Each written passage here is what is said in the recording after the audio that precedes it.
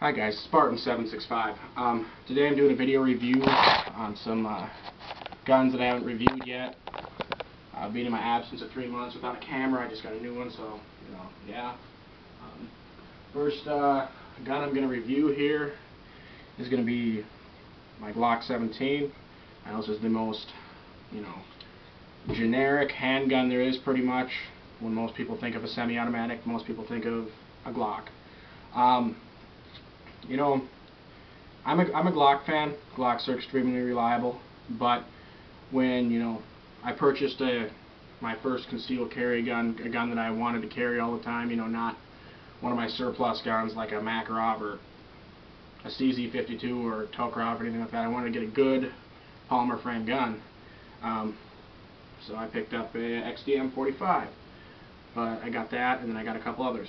But today, I'm doing the review on the Glock 17. This is one of the most famous handguns ever invented. Very durable, very reliable. This is the AK-47 of handguns. This is the Gen 3, obviously 9x19 being it's the Glock 17. And there's a lot of things I like about this gun, and there's a couple things I don't like about the gun. Things I like about the gun, let's see if I can find where I put that. You can get 17 round mags and you can get 33 round mags, and you can also get 19 and 18 round magazine extensions for your 17 round mags. Now, one of the things I really like about this, like I said, take a 33 round mag. Magazines right now are really expensive and hard to find because of the current bills that are being proposed with the magazine ban. But this is one of the Korean magazines. The car magazines works pretty damn good. I haven't had any issues with it yet. It seems to feed just fine. Picked up some Glock magazines and some 9mm the other day at a gun shop in Albert Lea called Hart Brothers, and they're like an oasis in the middle of the country. They had a bunch of Glock mags and a whole bunch of 9mm ammo, and 5.56 and everything else, and a bunch of AR-15s. Everywhere else is sold out. But anyway, things I like about the gun. The gun's got a forged steel slide, obviously like most handguns. Very few are cast. I will never buy a cast gun. Cast slide. Maybe consider buying a cast frame 1911, but even then, I like hammer forged. Things I like about the gun pulls very naturally, very good pull, very reliable, very durable. Now, some people call this gun the plastic fantastic because this gun literally has a lot of plastic parts on it, as compared to like a regular polymer framed gun like an XDM or Smith & Wesson M&P, i.e. the guide rod is plastic. The front and rear sights are plastic. The back plate is plastic but reinforced with metal. The trigger housing right inside here is plastic. The trigger safety is plastic. The magazine release is plastic. The striker guide sleeve is plastic. What else am I missing on here that's plastic? Firing pin channel liner is plastic, but that's it's a channel liner. That's inside there. Most people don't even know what a channel liner is on a Glock. It's a little plastic insert inside the firing pin channel that keeps the firing pin where it's supposed to be. It doesn't wear. It doesn't wear on the spring. Then it's not metal to metal. It's plastic to metal. It doesn't wear the plastic too bad either.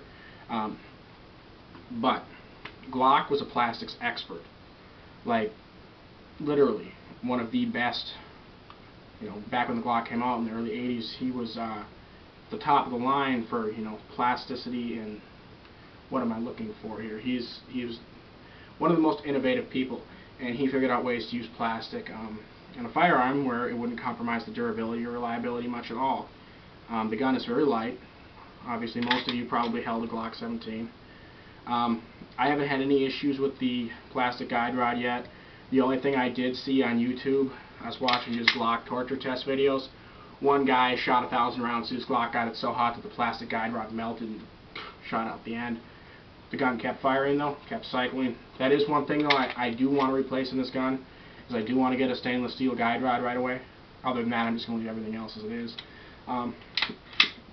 There's no reason to replace the magazine release. I know a lot of people are saying, hey, I'm going to buy an aluminum mag release. You really don't want to do that, or buy a steel magazine release. The reason is because the lip on the magazine itself is made out of plastic. If you put a metal magazine release on there, what you're going to do is, after you put the magazine in, put it out, so many times, you're really going to start to wear on that lip right there. And then your magazine, you know, is going to wear out a lot quicker than it would if you just kept the standard plastic mag release. Now, these have had a plastic mag release from the beginning, and they never really have any problems. So that's why, you know, I would suggest leave that the way it is. You know, and then there's people who put, you know, titanium firing pin safeties in and stuff like that. Titanium will actually, it's lighter, but it wears. It's not quite as hard as the steel that's in the firing pin safety is made out of. So that'll wear a little bit more. Glock parts are extremely high quality. Slide, barrel. The rifling inside of a Glock barrel is polyagonal rifling. It's not traditional polyagonal rifling. It's kind of Glock's own take on polyagonal. The sights. Okay, one of the things I really like about the Glock are the front and rear sights. Just the pattern. It's, you know, like a combat sight. You got a bowl and peep, or not bowl and peep. I got a brain fart here. A bowl and dot on the top. You know, bowl and then a dot in the front, which is very good for, you know, if you need to do a quick pull-up. They're very good tactical sights. I love the sight profile. It's not just a 3-dot. It's this, and that's what I like. The sights being plastic, they say they're high impact polymer. I still think if I dropped the gun, you know, on the concrete, I think it would probably screw the sights up a little bit. So I'm going to look into maybe getting some steel sights for this. That's another thing I'm going to replace. I forgot to mention that when I said I was going to replace the guide rod. I said that was it. I also am going to replace the sights at some point in time. But other than that, I'm going to leave it the way it is because the gun is fantastic as it is. They're not going to have any problems. There's all sorts of those of you who are weary about buying one of these, you know, because, you know, the plastic, this plastic, that. There are so many torture test videos of people hitting them with baseball bats, dragging them behind cars, putting them in blocks of ice and then shooting them out with a shotgun. The gun takes a lot. I mean, this gun is not going to break on you. Like, you know, other people have said, it's the AK-47 of handguns. And plus, they're just fun as hell to shoot with these 33-round mags, honestly. You know, a lot of other handgun manufacturers are making, not handgun manufacturers, but magazine manufacturers are making these 33-round mags and higher capacity 20 rounds for like 45 ACP now. Like they make them for my XDM-45. I can't remember the name of the company, but they make them. But yeah, this is just a general video. I'm going to be doing a comparison of the Glock versus the XDM coming up here in a video, just showing the internal parts, the internal differences. There are certain aspects of each pistol that are better than the other. I'll go over all that in the video, but if you guys got any comments or questions, feel free to send me a message. Spartan765 out.